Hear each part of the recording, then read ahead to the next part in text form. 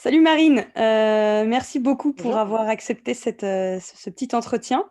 Je t'ai contacté parce qu'en fait, tu as une super expérience qui me semblait hyper intéressante de partager à d'autres personnes qui voulaient changer de métier ou pour qui ça se passe pas forcément super bien dans leur job et qu'ils aient un petit peu des idées inspirantes de ce qui est possible de faire dans la vie.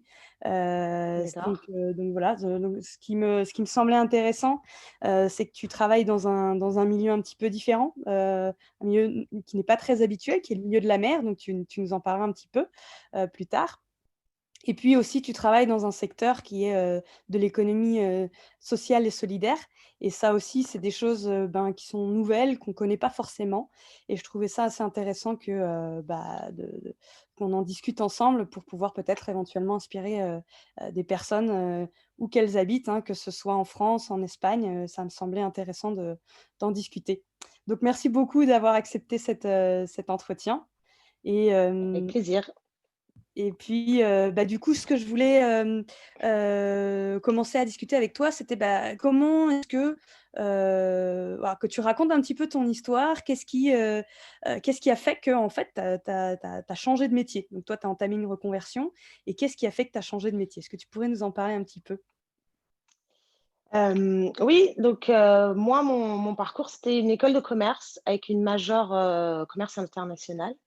J'ai donc fait un stage de fin d'études en Angleterre dans la course au large. En fait, moi, je voulais travailler dans le sport et c'était vraiment un critère de choix quand j'ai cherché mon stage et j'ai trouvé un stage pour Hélène MacArthur, qui est une navigatrice.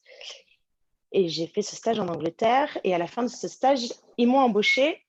Et j'ai enchaîné comme ça pendant 10 ans une expérience professionnelle à l'étranger en tant qu'expat dans des projets voile, donc aussi bien organisateur qu'équipe. Ok, Et c'est génial. au Et bout de comment 10 est-ce que ans, tu l'as trouvé d'ailleurs, ce stage? Pardon, excuse-moi de te couper, mais c'est assez intéressant ce que tu dis. Est-ce que tu peux partager un peu comment tu as réussi un stage? C'est souvent compliqué pour des personnes de trouver un stage.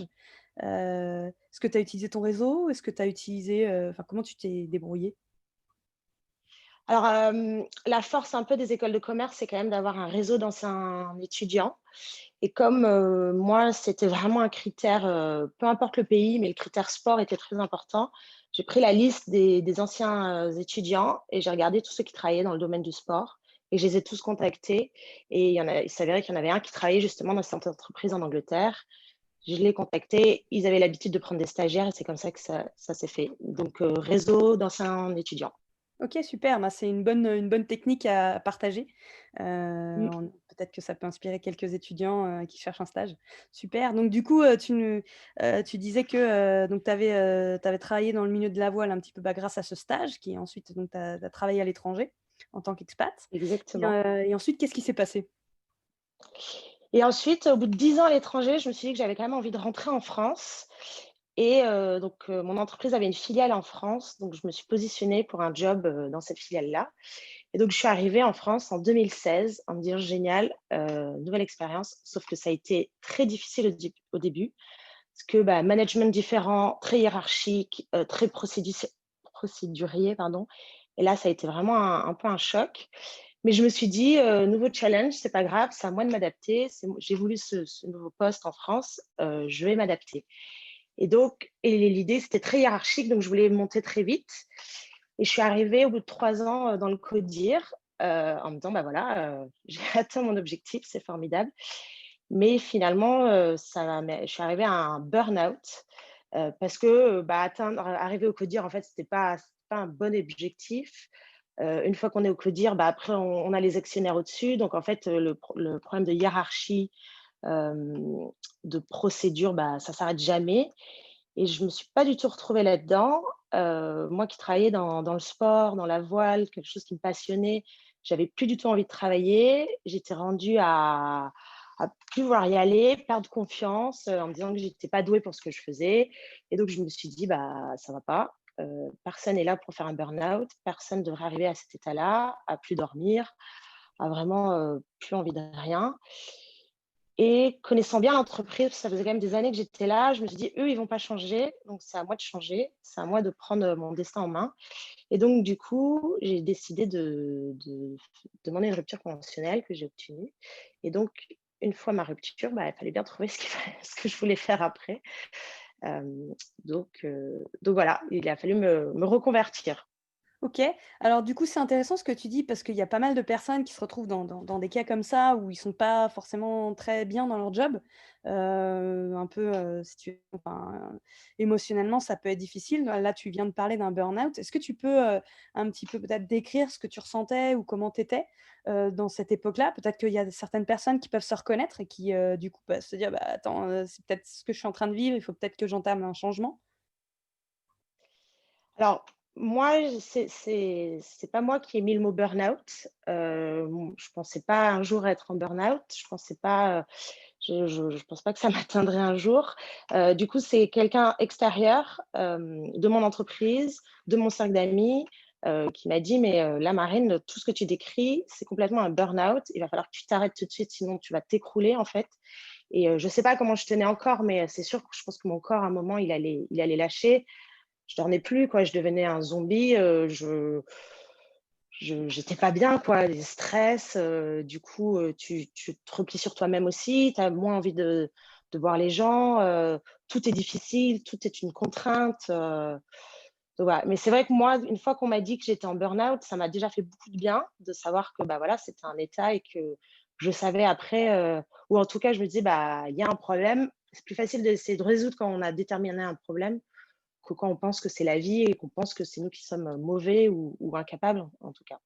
Ouais, la Donc, clé qui t'a aidé, c'est de te rendre compte que bon, bah, c'est quelque chose qui est entre guillemets «pas normal», et que c'est pas ta exactement, faute. C'est juste, la situation qui te convient pas. exactement. Ouais, et qu'il faut changer quand il y a quelque chose qui est pas normal et qui ne convient pas, bah, c'est là qu'il faut changer quelque chose. Mmh.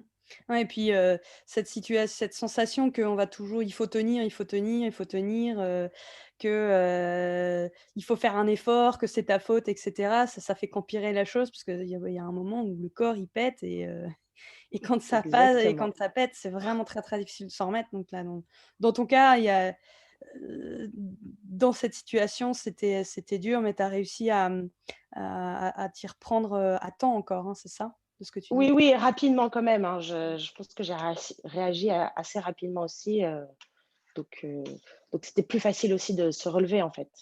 Combien de temps ça t'a pris de te rendre compte de ça? C'est-à-dire entre le moment où ça allait pas et le moment où tu pris les rênes et tu changé? Ça t'a pris combien de ouais, ça a pris combien de temps à peu près? 3-4 mois? OK. Donc voilà, c'est quand même relativement court, hein. 3-4 mois pour des Ouais, personnes, c'est relativement court, ouais, hein. Il y a des gens ouais. qui restent quand même très longtemps dans une situation comme ça. OK, super et donc tu dis que tu t'es rendu compte de ça et donc tu as voulu faire une reconversion, c'est ça? OK. Oui, Alors je me suis dit, bah, j'ai identifié le problème et je me suis dit que je pouvais sûrement pas m'en sortir toute seule. Donc, j'ai décidé de faire une reconversion professionnelle, de m'accompagner d'un coach pour justement trouver bah, ce que je voulais faire après, identifier ce que je voulais plus faire et identifier quelle était la prochaine étape. OK, donc tu as décidé de te faire accompagner, de pas faire ça toute Oui, seule. Qu'est-ce oui. qui t'a, incité à prendre cette initiative-là? Parce que pas mal de personnes enfin, c'est pas forcément quelque chose de courant de demander l'aide d'un coach. Bah, parce que, bah, je pense que c'est dans mon tempérament aussi, mais pour que ça soit plus efficace ou qu'il y ait des résultats rapides, je me suis dit que seule, j'y arriverais sûrement pas. Donc de m'accompagner, de me faire aider, c'était sûrement la solution la plus facile. Après, j'ai pris cette décision aussi pendant le confinement, donc j'avais aussi le temps de d'y réfléchir et de me dire quel était le meilleur plan d'attaque. Et donc voilà, travailler avec un coach était pour moi, une des solutions que j'ai fait et j'allais, si c'était pas la bonne, j'aurais changé après, mais en tout cas, c'était mon premier plan d'attaque. Et aujourd'hui, tu penses que c'est, un investissement, rentable dans ta carrière? Tu vois, si tu devais, un peu le voir comme un investissement, j'ai payé tant et du coup, ça m'a rapporté tant en termes de bien-être et en termes peut-être d'argent aussi, hein, parce que, peut-être que tu as trouvé plus rapidement, ce qui fait que tu as pu avoir plus de salaire plus vite. Est-ce que tu considères que ça a été un bon investissement, en termes de rentabilité? Bien-être et Heu aussi? Oui, oui, oui, moi je pense que 1000 c'était un bon investissement. Bah, déjà un investissement de temps, on gagne du temps, c'est plus efficace, nos recherches sont plus ciblées, donc encore une fois, c'est plus optimisé. Heu, moi j'ai fini de travailler le 6 mai, j'ai commencé la reconversion le 8 mai, j'ai fini le 31 juin et j'ai signé mon CDD 1er juillet. Donc au niveau de l'optimisation, 2 mois efficacité, je pense que oui, pour l'investissement, c'était bon, ouais. OK, donc effectivement, ouais, tu presque pas eu de période de creux, Non, ouais, et ce qui fait qu'en termes financiers, ça a dû être vraiment rentable à ce niveau-là. exactement, exactement. OK. OK et donc du coup, tu es passé par un coach et alors du coup, maintenant, qu'est-ce que tu fais? Qu'est-ce que, c'est explique-nous un petit peu ton poste, l'entreprise, le secteur? Alors, qu'est-ce que je fais aujourd'hui? Donc, ce que j'avais déterminé, pendant ma reconversion, c'était que je voulais continuer dans la course au large. C'était vraiment quelque chose qui me passionnait et j'avais envie vraiment de garder cette dimension-là. Mais j'avais envie d'y apporter du sens. C'était ce qui me manquait dans mon job, précédent ou en tout cas dans l'entreprise, dans laquelle je travaillais avant. Donc je voulais y mettre du sens. Donc, je cherchais un job dans C'est la quoi ce que course au tu large avec du sens. Pardon, excuse-moi de te couper. C'est quoi pour toi, du sens, en fait? Qu'est-ce que tu appelles, mettre du sens dans un métier? Bah, se sentir, utile à la société, se sentir, en fait, quand on travaille dans l'événementiel, on se demande un peu si nos métiers sont utiles, qu'est-ce qu'on apporte? Alors, on apporte du rêve, de l'aventure. Est-ce que ça permet, tous les jours de se lever le matin? C'est pas sûr. Pour moi, un job qui a du sens, c'est ouais, être utile aux autres, être utile à la société, être utile, donner son temps et son énergie pour les autres et pas que pour, nous et pas juste travailler pour travailler. OK, OK. Donc, heu, donc donc voilà, la dimension sens était importante pour moi. Après, je pense aussi après un burn-out, comme on cherche beaucoup plus de sens et on se demande, pourquoi on travaille, voilà, cette dimension était importante. Donc j'ai vraiment cherché là-dedans. Qu'est-ce que je fais aujourd'hui? Donc moi, aujourd'hui, je travaille pour, une association qui a lancé un programme qui s'appelle Linked Out. Linked Out, c'est le réseau des gens qui ont pas de réseau. On en parlait tout à l'heure, comment on trouve du boulot? Bah, c'est dans notre réseau, aussi bien, perso, pro, amis, voilà, le réseau, c'est vraiment indispensable et on a découvert, ben, que sans réseau, c'est impossible de retrouver du travail. Donc LinkedOut, c'est le pendant de LinkedIn. Hem, c'est pour les personnes qui ont été exclues, qui ont eu un jour un parcours de vie un peu compliqué, sont prêts à retravailler, ont la motivation, les compétences pour travailler, mais n'ont pas de réseau. Donc nous, on a sélectionné pour cette promo 80 candidats à qui on a refait un CV. On a un peu marketé le CV, mis en avant justement les compétences et pas, on a enlevé les dates, vraiment, le CV un peu classique qu'on connaît, ça, on l'a reformaté pour vraiment mettre en avant les talents de ces candidats et on les a mis sur la plateforme LinkedOut. L'idée, c'est maintenant que on a tous un rôle à jouer. On peut tous repartager le profil de François, Mohamed, Jean, qui cherchent un métier, par exemple, dans la boulangerie ou dans la vente. Si moi, j'ai un réseau dans la vente, je vais mettre ce profil sur LinkedIn, sur mon LinkedIn, sur mon réseau. Donc, je partage mon réseau à François et ça va l'aider à retrouver du travail parce qu'on se dit que peut-être quelqu'un verra sur mon LinkedIn le profil de François et va lui proposer un boulot derrière. Donc ça, c'est l'association pour laquelle je travaille. Et quel est le lien de la course au large?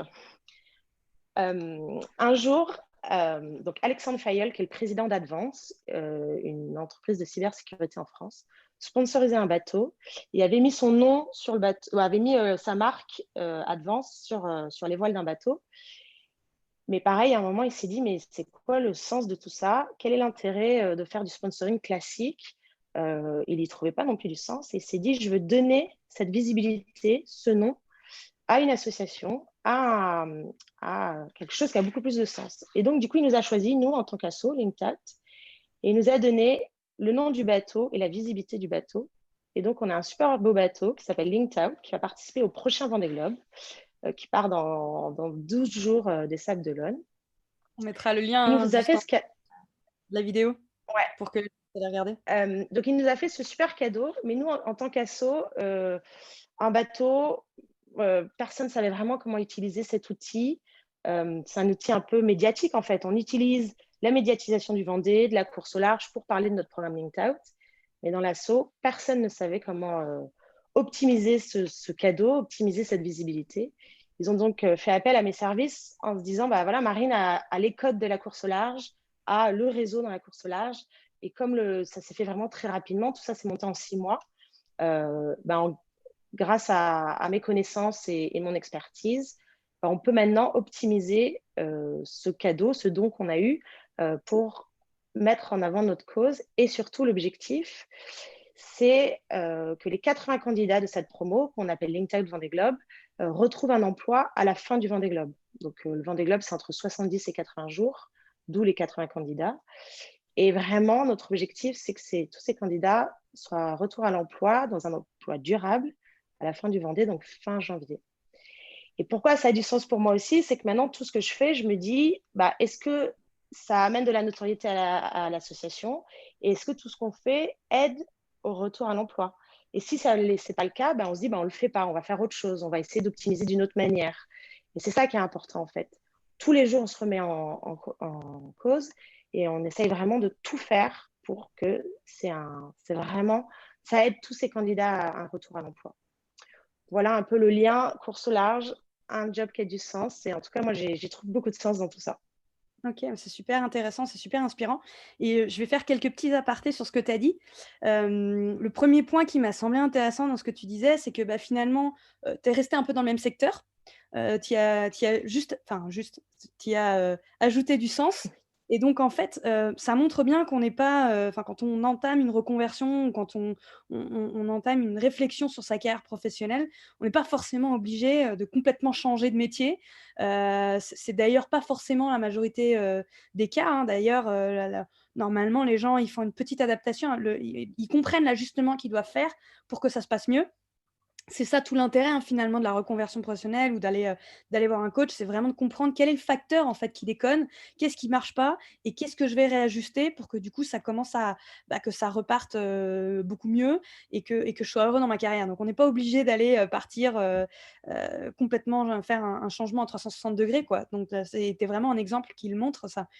Donc ça, c'était le premier point qui me semblait intéressant et le deuxième point Ouais. qui me semble super intéressant peut-être aussi à ajouter, c'est ce que tu disais sur le réseau.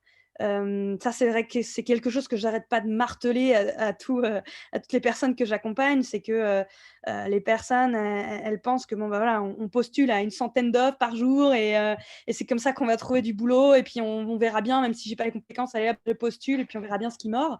Ça, c'est la technique que, 80 des gens utilisent et en fait, ce que tu es en train de dire, c'est que c'est pas du tout ça qui marche et d'ailleurs, c'est ce que j'arrête pas de marteler aussi, hein, on est complètement alignés là-dessus.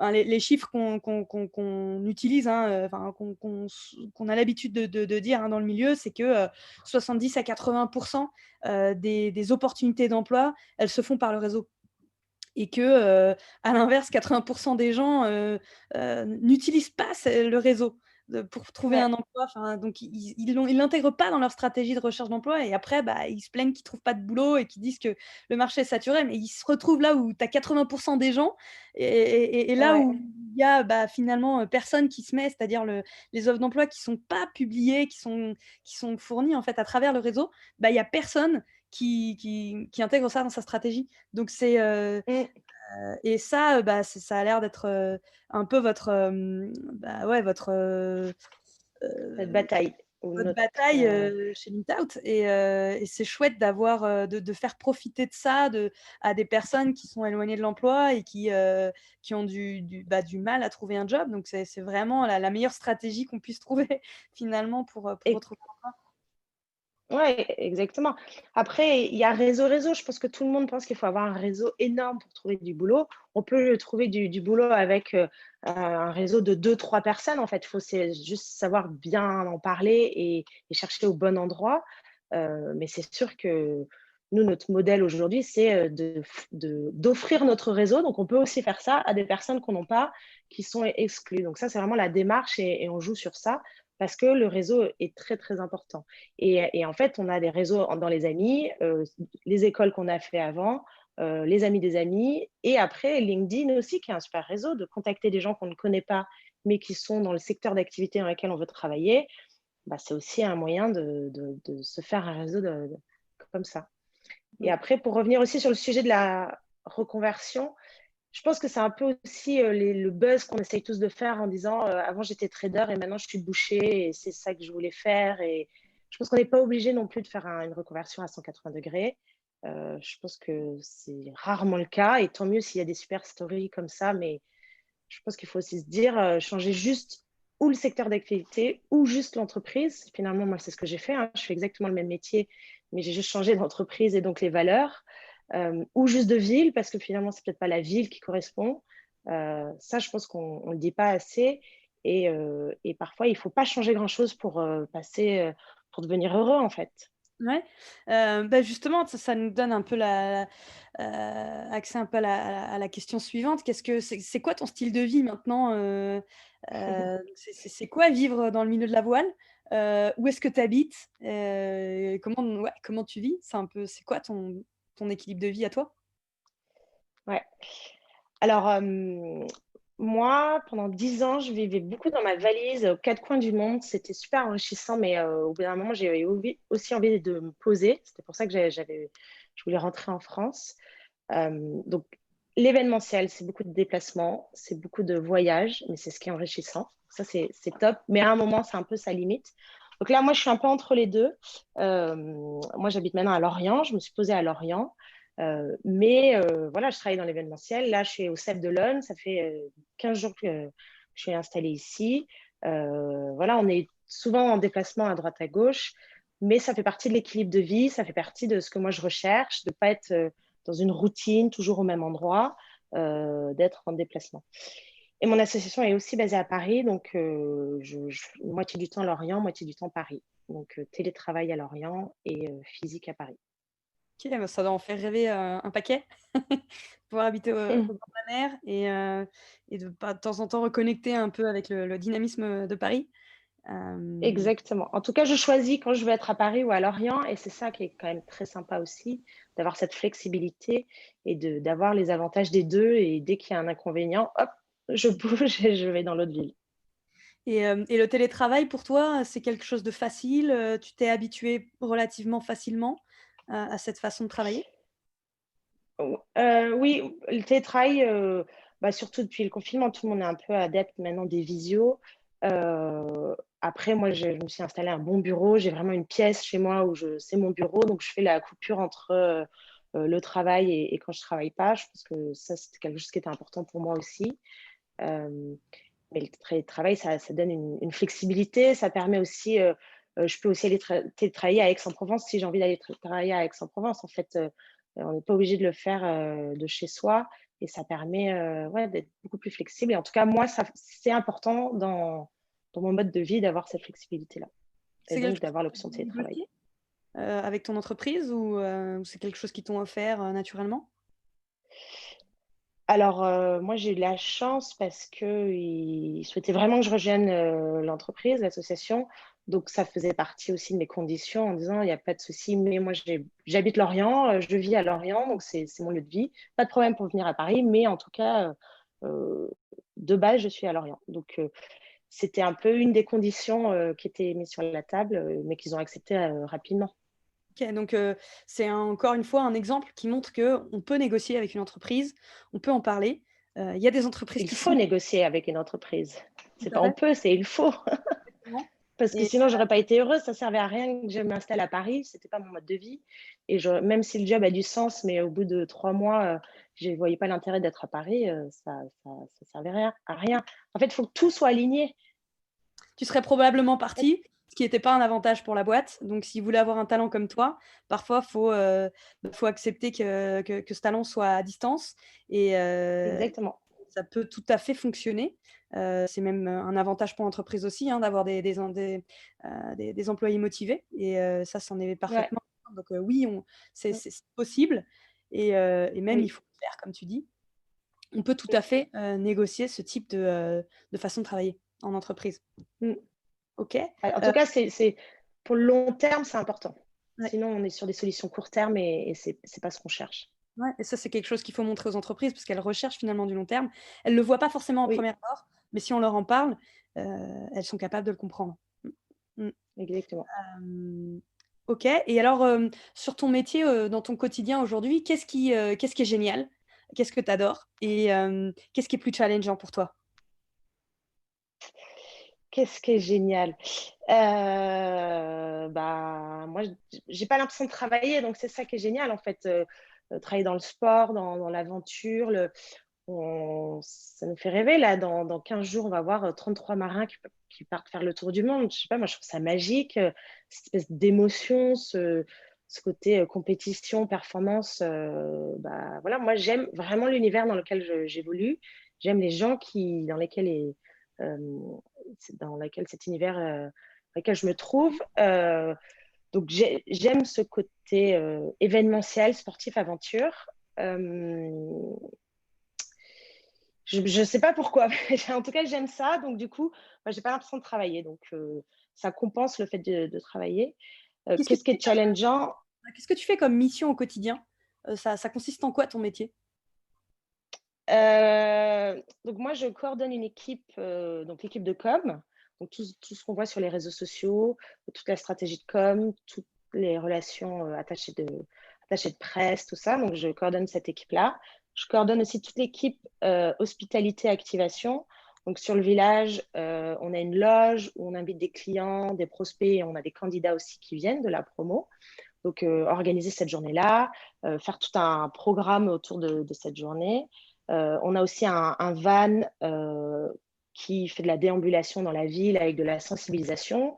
Donc, je coordonne cette équipe. On est une équipe aussi de 4 bénévoles qui sont là en train de nous aider pendant 3 semaines, pardon, SAB.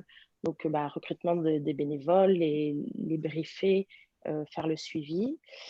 Et après, je fais aussi le lien avec l'équipe du bateau pour être sûr que tout ce qu'on met en place, bah, ça correspond aussi au programme du bateau. Je n'organise pas une journée avec des invités alors que le bateau n'est pas au ponton, par exemple, un exemple. Donc, c'est vraiment de la coordination avec tous les différents métiers, toutes les équipes et avec le skipper aussi, être sûr que le skipper comprend notre mission, puisse en parler. Euh, voilà, donc moi, je fais beaucoup de coordination, beaucoup de management. Euh, et je fais aussi un peu de la recherche de partenaires parce que bah voilà, c'est un peu le nerf de la guerre, trouver des partenaires supplémentaires pour réussir notre mission. Donc, beaucoup de management et de coordination. OK, super, et du coup, qu'est-ce qui peut être un peu challengeant dans la mission que tu as? Il faut être Alors, un des challenges, mais c'était à moi de m'adapter, c'est que je suis arrivée dans le projet un peu à la fin aussi. Il y avait déjà une équipe en place dans l'association. Donc, voilà, réussir à s'adapter, s'intégrer dans une nouvelle entreprise. Euh, et travailler avec des gens avec qui on n'a pas spécialement choisi, en fait. Ça peut être un challenge. Euh, Ce qui est challengeant aussi, c'est qu'on est souvent en déplacement. Euh, on- Quand on est en déplacement, par exemple, on vit entre collègues. Donc ça, il faut aussi accepter qu'à la fin de la journée, on ne rentre pas chez soi et on ne peut pas couper du travail. On vit pendant 3 semaines avec ses collègues. Donc voilà, ça permet de se rencontrer rapidement, mais voilà, ça peut être un inconvénient aussi, d'être 24 heures sur 24 avec son équipe. Et ce qui est challengeant aujourd'hui, c'est un peu aussi l'histoire du Covid, même si nous, on essaye de ne pas trop y penser, mais ça nous rajoute des contraintes tous les jours dans l'événementiel. mmh. Aujourd'hui, réussir à faire un événement alors qu'il y a le couvre-feu et peut-être un reconfinement dans les prochaines semaines, bah, ça, c'est challengeant, quoi. Donc, on a un plan A et à la fin, on est au plan Z et il faut réussir à s'adapter tout le temps. Euh, Ça, moi, j'aime bien ce côté, on a planifié un truc, mais il faut tout changer. Euh, Par contre, les équipes, c'est difficile pour eux. Il faut continuer à les motiver. Ils ont l'impression que tout ce qu'ils mettent en place, bah, ils n'arrivent pas à aller au bout parce que bah, il y a un changement de programme. Et ça, c'est dur pour eux. C'est vraiment dur. Et voilà, donc c'est à moi de continuer à les garder motivés et qu'ils trouvent aussi du sens. Mais bon, c'est pas facile hein, de travailler pendant des mois sur quelque chose et la veille, on vous dit on peut pas le faire parce que avec le Covid, ça doit être annulé. C'est des choses qui sont un peu challengeantes en ce moment. Mmh. Carrément. Mais c'est hyper intéressant de voir un petit peu l'impact que ça peut avoir dans certains secteurs, hein, tout ce qui est en train de nous arriver. Ouais. Mmh. OK. Est-ce que tu aurais, des recos pour quelqu'un qui serait motivé, pour travailler dans ce type de métier, dans ce type de secteur, le métier de la voile? Hem, Est-ce que tu aurais des recos? Ouais. Hem, alors pareil, si vous n'avez pas de réseau, dans la course au large, comment on y rentre? Il faut faire du bénévolat. C'est vraiment la première porte d'entrée. Ça vous permet de rencontrer, l'équipe, qui travaille à plein temps sur ce genre de projet, d'y passer justement 3 semaines ensemble, et vraiment de se faire un réseau comme ça. Et après, ça permet de rencontrer du monde. Et nous aussi, quand on recrute, on regarde aussi les différents bénévoles qui ont été impliqués. C'est un peu, une période d'essai en fait, 3 semaines de bénévolat. Et c'est souvent comme ça qu'on recrute. Donc vraiment, si vous voulez travailler dans le sport en général ou la course au large, moi je recommande vraiment d'aller faire des événements en tant que bénévole. Déjà, ça vous permet de voir si ça vous plaît, de faire du bénévolat et de travailler vraiment non-stop et oublier si on est dimanche ou un mardi aussi. Mmh. Heu et ça permet de se faire un réseau comme ça aussi. OK, et si, par exemple, c'est pas forcément évident dans l'endroit où tu habites, de pouvoir faire du bénévolat, est-ce qu'il y a des options, encore une fois en télétravail ou est-ce qu'il y a d'autres expériences, d'autres expertises qui peuvent aussi avoir, une valeur dans ce secteur? Hem Oui, oui, je pense qu'on cherche des profils, très différents. Encore une fois, c'est au si les personnes veulent travailler dans ce milieu-là, ça va aussi nous convaincre qu'ils c'est les bons candidats et qu'ils ont envie de travailler pour nous. Mais des profils, nous, on a besoin de profils différents. On a aussi besoin de profils, vraiment qui sont motivés. Par contre, ça reste de l'événementiel, ça reste, oui, on peut faire du télétravail, mais pendant l'événement, on est obligé d'être sur place. Il faut pouvoir voyager aussi, pouvoir, si vous habitez à Paris, il y a pas de souci, mais si on doit passer 3 semaines au sable, bah, voilà, c'est 3 semaines au sable. Il y a quand Mmh. même quelques contraintes qu'on peut pas, négliger. OK. C'est des passionnés de voile, des passionnés de mer, c'est des profils comme ça? Alors pas toujours, parce que ça peut être de la frustration. Nous, on travaille dans la voile, mais on n'est jamais sur un bateau. Donc le vrai passionné de voile, il pourrait être frustré de voir toujours le bateau partir sans lui ou, par exemple, le jour de départ, c'est un exemple, on n'a pas de place pour tout le monde pour aller sur l'eau. Voilà, si vous êtes vraiment passionné et que vous venez là parce que vous voulez aller passer du temps sur l'eau, vous pourrez être frustré. Donc quand on Mmh. travaille dans la course au large, on fait pas souvent du bateau, en tout cas pas dans le cadre du travail. Donc il faut faire attention à ça aussi, on le précise bien aussi dans le recrutement. Si vous êtes vraiment passionné, passionné et vous voulez faire du bateau, il ne faut pas spécialement travailler dans le bateau parce que, nous, on est souvent les derniers, en fait, à aller sur l'eau. Donc Mmh. voilà, il faut un peu de passion, mais il ne faut pas non plus que ça soit la passion débordante et donc du coup, ça peut créer de la frustration. Nous, on Mmh. cherche surtout des gens qui aiment, le sport, qui aiment, ouais, à organiser, que vraiment le fan de voile, quoi. OK, d'accord. OK. C'est intéressant d'être conscient de ça et sur le métier enfin sur le secteur peut-être plus, qui concerne l'économie sociale et solidaire, c'est-à-dire, toutes ces entreprises, ces associations, ces organisations qui ont pas que pour, vocation de faire de l'argent, mais qui en fait ont surtout pour, vocation, heu, d'aider, d'avoir un impact social ou environnemental. Mmh, C'est ça l'économie, mmh. sociale et solidaire, c'est que dans leur KPI, dans leur compte de résultats, il va y avoir, à la fin, voilà, combien j'ai aidé de personnes quoi, ou combien j'ai fait du bien, à la société ou à l'environnement. Si on en parle de Ouais, façon très très, concret. Ouais. très rapide. Ce secteur-là, pour lequel tu travailles, est-ce que tu aurais aussi des recos pour quelqu'un qui serait intéressé par ce secteur? Oui, bah, mes recos, c'est d'identifier encore une fois sur LinkedIn les personnes qui travaillent dans ce secteur d'activité ou un profil qui vous intéresse, rentrer en contact et vraiment demander, à ces personnes, bah, comment ils sont rentrés dans ce milieu-là, leurs recos pour y arriver. Moi, j'ai vraiment aussi, fait beaucoup de recherches sur LinkedIn et interviewé pas mal de personnes en demandant, bah, comment justement on rentre dans ce genre d'entreprise ou association. Parce que moi, j'avais pas de réseau là-dedans. Donc il fallait bien que j'aille chercher, l'information, quelque part. Je me suis rendu compte aussi que souvent dans des plus petites structures, c'était aussi, les personnes de la com qui devenaient, sur un poste RSE. Donc tout le monde n'était pas expert, tout le monde se dit aussi rapidement, responsable RSE, mais n'ont pas spécialement l'expertise. Donc il faut faire, le tri Et voilà, mais LinkedIn pour moi était vraiment, ma porte d'entrée dans ce milieu-là. Maintenant, j'y travaille, donc je me fais mon propre réseau et je rencontre, du monde, grâce à mon association. Et c'est aussi pour ça que c'est très enrichissant. Je sors aussi du milieu, juste course au large, de ce petit noyau, et j'élargis mon réseau à l'associatif, et en tout cas, là, dans ce cas-là, l'associatif social. C'est hyper intéressant ce que tu dis parce que, clairement là, ce que tu montres, c'est que, ben, c'est encore une fois, c'est le réseau, Mmh, qui fait qu'on peut changer, on peut rentrer dans un secteur dans lequel on a a priori aucune expérience, ce qui a été ton cas. Tu as utilisé ouais, LinkedIn comme outil et tu as oui, été interrogé, parlé à des gens que tu connais absolument pas, qui étaient absolument pas dans ton ouais, réseau, à travers ouais, LinkedIn. Donc ça a été ta méthode vraiment à toi pour, mmh. pouvoir les aborder. Alors du coup, qu'est-ce que comment ça s'est passé? C'était, comment tu les abordais ces personnes-là, en fait? Quelle a été un peu ta méthodologie? Bah, déjà de bien identifier sur leur profil les mots-clés qui m'intéressaient. C'est comme ça que je me suis aussi rendu compte que beaucoup de gens mettent, responsable RSE, mais en fait sont, responsables com. Mais bon, donc chercher des mots-clés et après, demander un interview, demander s'ils peuvent on peut échanger 5-10 minutes et on se rend compte que beaucoup de gens sont prêts à aider, beaucoup de gens ont envie de partager leur expérience, beaucoup de gens ont envie de vraiment, expliquer ce qu'ils font.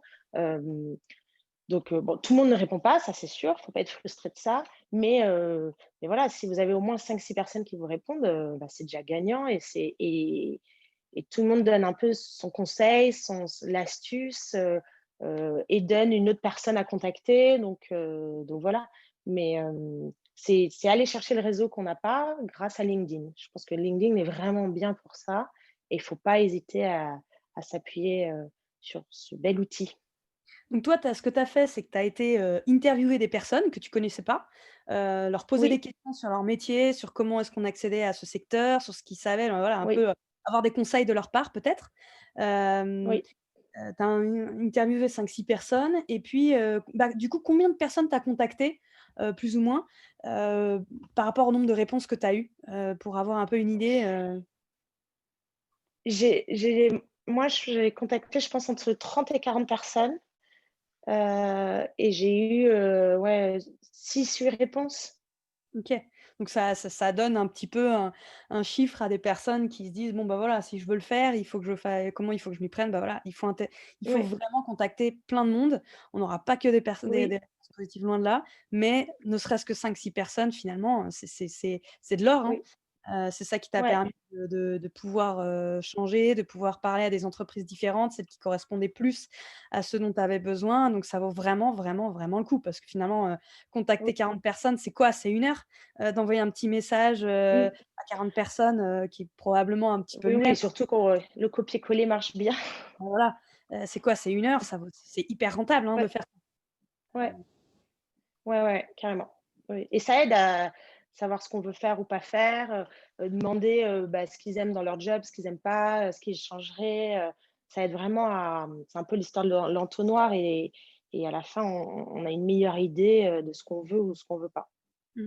Ah, c'est carrément ça fait partie des stratégies, hein, que je rabâche, mais là, c'est un cas pratique de, bah, ça marche et Ça fonctionne, oui, ça fonctionne, c'est oui, quand on le fait vraiment et ça, c'est oui. pas toujours le cas malheureusement, ça fait peut-être un peu peur au début, mais quand on le fait, ça marche et toi, est-ce que c'est quelque chose qui a été dur pour toi? Est-ce que, le faire, d'aller, pa poser des questions à des personnes, c'était stressant? C'était agréable? Comment tu t'es sentie, hem, à faire ce genre de Non, c'est pas la partie que j'ai préférée, c'est je l'ai fait parce que je savais que ça allait m'amener des résultats et donc du coup, il fallait passer par là. Après, c'est quand même très enrichissant. C'est très agréable quand justement on arrive à parler à des gens. Moi, je demandais 10-15 minutes, il m'est arrivé de parler 1 heure et demie avec certaines personnes. Hem, donc c'est très gratifiant quand même. Donc une fois qu'on se prend en jeu, une fois qu'on le fait, finalement, c'est sympa. Mais non, non, j'ai dû me faire un peu violence au début, mais quand on me dit que ça amène des résultats, pourquoi se priver de cet outil-là, en fait? Mmh. Ah, c'est génial, on a aujourd'hui des outils, grâce au digital qui nous permettent vraiment de pouvoir être en contact avec, Ouais, avec tout le monde, hein. ouais.